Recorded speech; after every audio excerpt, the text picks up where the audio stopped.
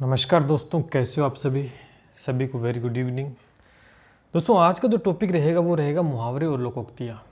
देखने को लगता है कि इजी टॉपिक है, सर कर ले, लेकिन बहुत सारे हैं, समझने वाले इसमें कोई बात नहीं है। लेकिन जितना बार बार पढ़ेंगे चीज़ें उतनी ज़्यादा समझ में आती चली जाएंगी। टॉपिक जब सिलेबस में दे रखा तो हमें पढ़ना तो ज़रूरी है और मुझे भी करवाना ज़रूरी है, छोड़ सकते नहीं है।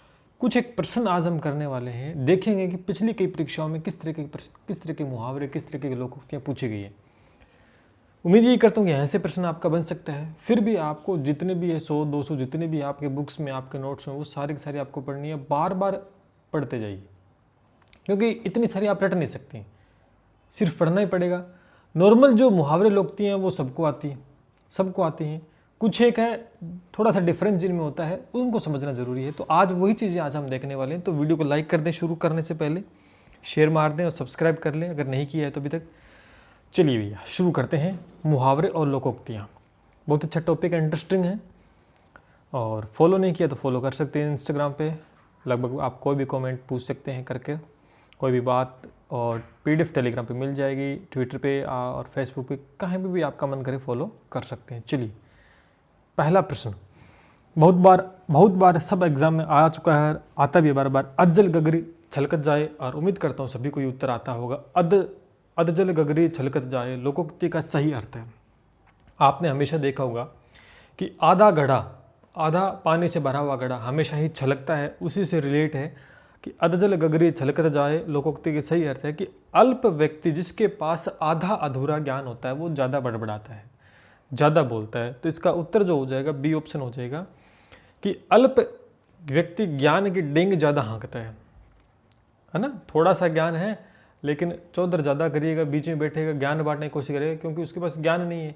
और हमेशा देखना, जो विद्वान होगा, जो ज्ञानी होगा, वो ज़्यादा ज्ञान बांटने की कोशिश नहीं करता है। ठीक है, तो पहले का उत्तर आपको पता लग गया होगा। चलिए आगे बढ़ते हैं। मन चंगा तो कठौती में गंगा लोकोक्ति का सही अर्थ आपको दोस्तों बताना है कि मन चंगा तो कठौती में गंगा। मन चंगा का मतलब कि अपना मन है वो पवित्र है, कि मन की पवित्रता ही सबसे बड़ी पवित्रता है। पहला ही ऑप्शन इसका दोस्तों सही हो जाएगा कि मन चंगा, मन अच्छा है, मन पवित्र, तो कठौती में गंगा, तो मन की पवित्रता ही सबसे बड़ी पवित्रता। पहला ऑप्शन आपका सही होगा। सेकंड, कठौती में हाथ धोना कोई मतलब नहीं है, बाहरी बातों पर ध्यान न देना, ऐसा कुछ नहीं होगा। तो 1 नंबर उत्तर आपका हो जाएगा। ये सारे प्रश्न पिछली भर्ती परीक्षाओं में आए हुए हैं दोस्तों, वही मैंने लिए हैं।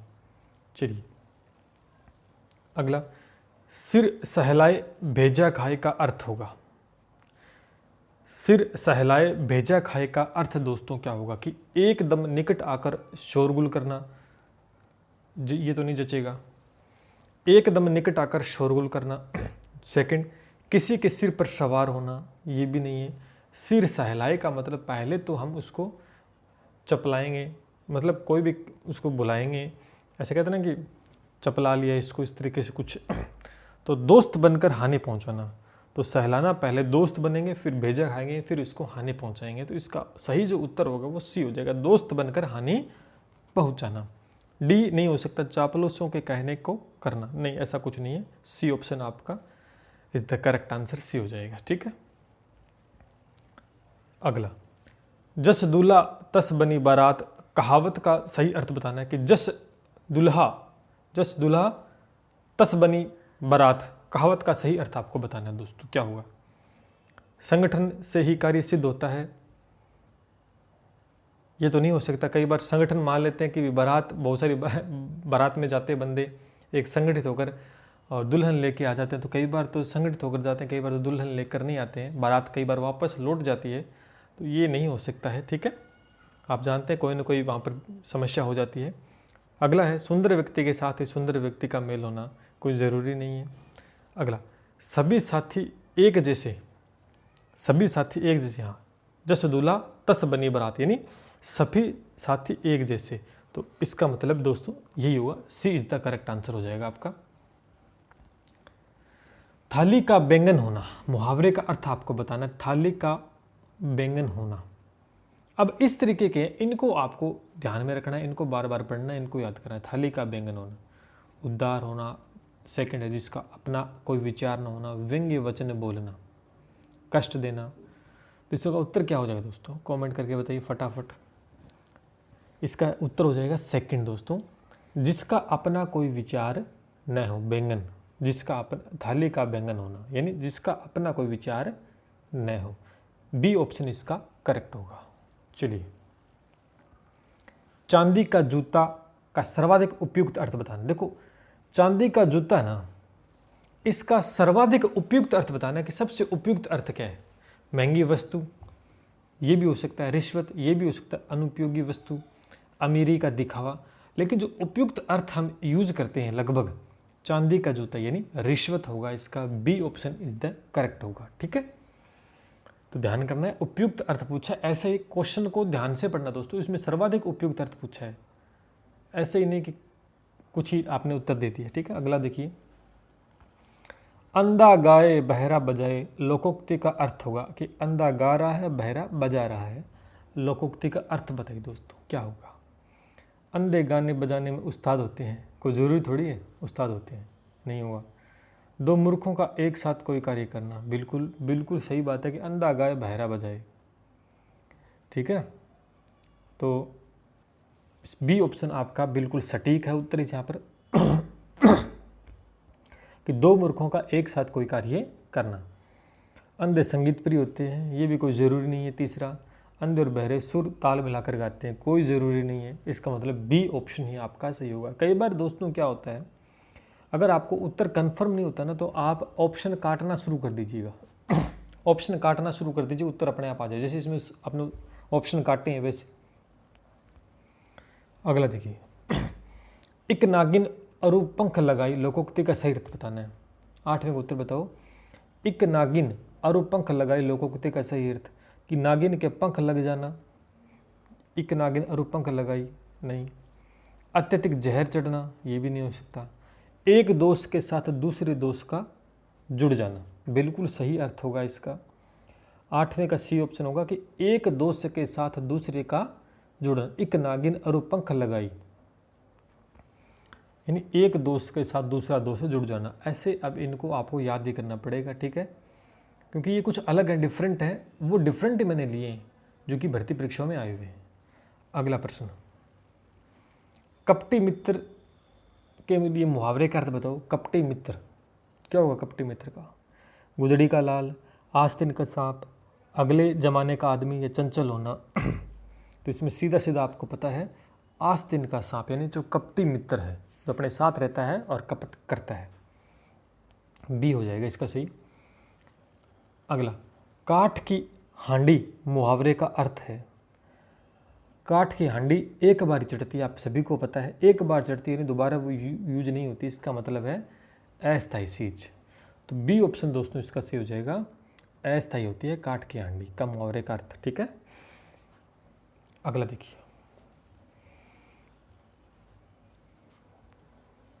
न 3 में न 13 में, यानी न 3 में है न 13 में है। बताओ दोस्तों। 11वें का, किसी काम का नहीं होना, यानी 3 में भी नहीं है न 13 में, नहीं किसी काम का नहीं होना। डी ऑप्शन दोस्तों सही हो जाएगा। बहुत उपयोगी ना, ऐसा कुछ नहीं हो सकता। नष्ट कर देना, बुद्धिमान होना, तीनों ऑप्शन गलत है। किसी काम का ना होना, नहीं, किसी काम का नहीं है। नहीं का मतलब हो गया कि न तो 3 में है वो न 13 में है, तो यानी किसी काम का नहीं है वो। तो इसका मतलब डी ऑप्शन सही हो जाएगा। कुछ एक ऐसे प्रश्न भी आपसे पूछ लिए जाते हैं वाक्य के अंदर कि दुखी सुदामा को द्वारिका में आया, दुखी सुदामा को द्वारिका में आया देख श्री कृष्ण ने उन्हें क्या किया? ईद का चांद बनाया, तारे तोड़कर ला दिए, छाती से लगाकर रखा, सिर आंखों पर बिठाया। लगभग इसमें 2 उत्तर आप बच्चे करेंगे, लगभग इसमें 2 उत्तर करेंगे। एक तो कहेंगे छाती से लगाया, बिल्कुल छाती से लगाया था सुदामा को, लेकिन यहाँ पर इस वाक्य को पूरा करना है मुहावरे के साथ में। तो 4 नंबर भी कहे सिर आंखों पर बैठा, यानी बहुत ज़्यादा उसकी सेवा पानी की। तो D option is the correct हो जाएगा दोस्तों। यहाँ पर जो सही होगा वो 4 नंबर हो, सिर आंखों पर बैठाया सुदामा को। ठीक है, चलिए अगला, इस वर्ष मेरा बेल भी मर गया, इस वर्ष मेरा बेल भी मर गया और चोरी भी हो गई, इसी को कहते हैं कंगाली में आटा गीला। आप सभी को पता है, कंगाली में आटा गिले का मतलब ये है कि मुसीबत में मुसीबत आना, कि बैल भी मर गया और चोरी भी हो गई है, इसका मतलब कंगाली में आटा गिला। ठीक है, बी ऑप्शन हो जाएगा। अगला, बरसात में मच्छर नाक में दम कर देते हैं, बताओ क्या अर्थ होगा। बरसात में मच्छर नाक में दम कर देते हैं, सांस न लेने देना, ये तो जची नहीं बात। सांस न देना, सोने न देना, भाई सोने भी नहीं देते हैं, बहुत परेशान करना, बिल्कुल सटीक यही होगा, बहुत परेशान करना। ठीक है, इसका अर्थ ये होता है प्रदूषण फैलाना। काम तो सारे होते हैं, बट जो सटीक है वाक्य में जो प्रयोग हम करते हैं कि मच्छर क्या करते हैं, बहुत ज़्यादा परेशान हमें करते हैं, तो इसका सटीक उत्तर सी हो जाएगा, यानी 3 नंबर हो जाएगा। अगला, नौकर के हाथ से प्याला गिरा और मालकिन अंगार बन गई, क्या अर्थ होगा। क्षोभ होना, क्रोध में आना, पश्चाताप करना, खूब पीटना, क्या होगा। नौकर के हाथ से प्याला गिरा और मालकिने अंगार बन गई, 15वें का क्या उत्तर होगा। तो अब देखो वही बात, नौकर के हाथ से प्याला गिर गया तो मालकिन तो क्रोधित ही होगी, यानी क्रोध ही आएगा, और लाड थोड़ी करेगी वो, तो गुस्सा करेगी, यानी क्रोध में आना। ठीक है, चलिए, किसी वस्तु का आवश्यकता से बहुत कम होना, किसी वस्तु का आवश्यकता से बहुत कम होना, सीधी सी बात है कि ऊंट के मुंह में जीरा, बस इसका यही मतलब हो गया। तो बी ऑप्शन आपका यानी 2 नंबर उत्तर सही हो जाएगा। अगला, युद्ध में मृत्यु पाना, मुहावरा क्या होगा इसका दोस्तों। युद्ध में मृत्यु पाना यानी काम आना, क्या होगा, काम आने का अर्थ होता है काम आना। अब काम आना वो नहीं है जो कि हम एक दूसरे के काम आते हैं, यहाँ पर युद्ध में मृत्यु पाना इसका अर्थ पूछा है, तो काम आने यानी मर जाना, मृत्यु पाना। चलिए अगला, बात तय थी लेकिन ऐन मौके पर उसके इनकार करने से सारा काम रुक गया। बात थी यानी अपन डील कर रखी थी, डील पक्की है, फाइनल है, लेकिन मना करने पर सारा काम रुक गया। अक्कल पर पत्थर पड़ना, गुड़ गोबर होना, खटाई में पड़ना, कल पड़ना। बते दोस्तों, तो सीधा सा इसका उत्तर होगा 18वें का खटाई में पड़ना, यानी काम रुक गया है, खटाई में पड़ गई सारी चीज़ें, तो खटाई में पड़ना मुहावरे सही हो जाएगा। बात तय थी लेकिन ऐन मौके पर उसके इनकार करने से सारा काम है रुक गया, तो 18वें का जो उत्तर होगा वो 3 नंबर होगा। ठीक है, खटाई में पड़ना। डोरे डालने का अर्थ क्या है। जहाँ तक मुझे लगता है इस प्रश्न का उत्तर तो सभी को आता होगा, अक्सर ये काम तो देखने को हमें मिलते हैं अमूमन, डोरे डालना। क्या होगा भैया, सारे के सारे इसका उत्तर मुझे पता है सही देने वाले हैं। तो प्रेम में फंसाना, बिल्कुल सीधा सा उत्तर है प्रेम में। अब किसी पे डोरे डालेंगे ना, तो ये तो नहीं डोरे डालेंगे तो पैसे उससे ऐंठेंगे, प्रेम के लिए डोरे डालेंगे कि प्रेम में अगले को घेर लें या अपन गिर जाए, बात एक ही है। तो डोरे डालने का तो प्रेम में फंसाना। ठीक है, चलिए, नाक पर सुपारी तोड़ना। आपको पता है सुपारी बड़ी टाइट होती है, नाक पर तोड़ेंगे तो अगला परेशान होगा कि नहीं होगा, तो सीधी सी बात है कि बहुत परेशान करना सामने वाले को, तो सी ऑप्शन हो जाएगा, इन 3 नंबर उत्तर हो जाएगा। अगला देखिए, मुझे बेवकूफ मत समझना, आगे डैश डैश वाक्य को पूरा करना है आपको कि मुझे बेवकूफ मत समझना, मैं उल्टी गंगा बहाना जानता हूं, मैंने कच्ची गोलियां नहीं खेली हैं। बिल्कुल सही बात है, बी ऑप्शन सही होगा कि मुझे बेवकूफ़ मत समझो। हम कहते हैं ना कई बार लड़ाई होती है कि मुझे बेवकूफ़ मत समझो, मैंने कोई कच्ची गोली नहीं खेली है, इसका मतलब 2 नंबर आपका सही हो जाएगा। अगला, अनधिकारी को कोई अधिकार नहीं मिलना चाहिए। अर्थ है तो उपयुक्त लोकोक्ति बताओ कि अनधिकारी को कोई अधिकार नहीं मिलना चाहिए। उपयुक्त है कि खूंटे के बेल बूछड़ा कूदे नहीं है, खिसियानी बिल्ली खंबा न हो चाहिए, देखो मतलब ही नहीं इसका, तो इसका अलग ही होता है। खुदा गंजे को नाखून ना दे, बिल्कुल सही है, गंजा है यार, उसको नाखून देने की क्या आवश्यकता, कहाँ खुजली करेगा शरीर में वो, तो खुदा गंजे को नाखून ना दे, सटीक यही लोकोक्ति है इसकी। ठीक है, 22वें की 3 नंबर हो जाएगा उत्तर। सूरज पर थूकना, सूरज पर थूकना, लीक से हटकर कार्य करना नहीं होगा ये। निर्दोष पर कलंक लगाकर बदनाम करना, बिल्कुल सही बात है। 2 नंबर सही होगा कि निर्दोष पर कलंक लगाकर बदनाम करना, यानी सूरज पर थूकना। ठीक है, अगला देखिए, कार्य समाप्ति में देर होना। कार्य समाप्ति में देर होना यानी काम अभी खत्म नहीं हो, काम अभी पड़ा है, इसका मतलब है दिल्ली अभी दूर है। कई बार कहते हैं ना काम होता, अरे रुको दिल्ली अभी दूर है, अभी नहीं आई है, तो वही चीज़ होगी, इसका मतलब दिल्ली दूर होना। 3 नंबर हो जाएगा इसका उत्तर 24वें का। और अगला प्रश्न देखिए, एक दिन का पाहुना दूजे दिन अनखावना का संदेश है। बताओ, दामाद को ससुराल में अधिक दिन नहीं रहना चाहिए। अब वो तो डिपेंड करता है कि ससुराल कैसा है ना, वो तो अलग अलग बात है, इच्छा है तो रहो, नहीं रहो तो इसका कोई सटीक उत्तर नहीं बैठता यहाँ पर कि एक दिन का पाहुना दूजे दिन अनखावना। तो मुझे नहीं लगता कि दामाद अनखावना हो जाएगा दूसरे दिन, है ना। अनखावना बेटी दे रखी है तो फिर ऐसा नहीं कर सकते उसके साथ। हाँ, ज़्यादा दिन रहेगा तो हो सकता है, तो ज़्यादा दिन वैसे भी दामाद नहीं रहते हैं। मेहमान थोड़े समय में ही शैतान बन जाते हैं, नहीं कोई तुक वाली बात नहीं, अतिथि ज़्यादा दिन नहीं रहता है। तो कोई नहीं इसका उत्तर होगा, लेकिन इसका उत्तर क्या होगा सही? फिर यहाँ पर आपको कोई नहीं करना होगा दोस्तों, ये प्रश्न आया हुआ एग्जाम के अंदर। इसका जो सही उत्तर होगा, या था उत्तर मैंने लिखा नहीं जानबूझकर, ठीक है, मैं देखना चाहता हूँ कि आप तीनों में से उत्तर देते हो। आपने सटीक उत्तर नहीं पहचाना, इसका संदेश बताना था। इसका उत्तर दोस्तों जो होता है, अतिथि को कम समय में ही चले जाना चाहिए। अतिथि को कम समय में चला जाना चाहिए, क्योंकि अतिथि जो आता है थोड़े समय के लिए अच्छा लगता है। ये अतिथि पे सटीक बात बैठती है, न कि दामाद पर, कि अतिथि को कम समय में ही चले जाना चाहिए, क्योंकि एक दिन का पाहुना दूसरे दिन अनखावना, इसका सही अर्थ होता है। तो इसका उत्तर यहाँ पर कोई नहीं होगा, लेकिन इसका जो सही अर्थ है लिख लेना। बोल रहा हूँ, अतिथि को कम समय में ही चले जाना चाहिए। तो ये थे कुछ क्वेश्चंस और आंसर की आपके सामने ही पीडीएफ मिल जाएगी टेलीग्राम चैनल पर।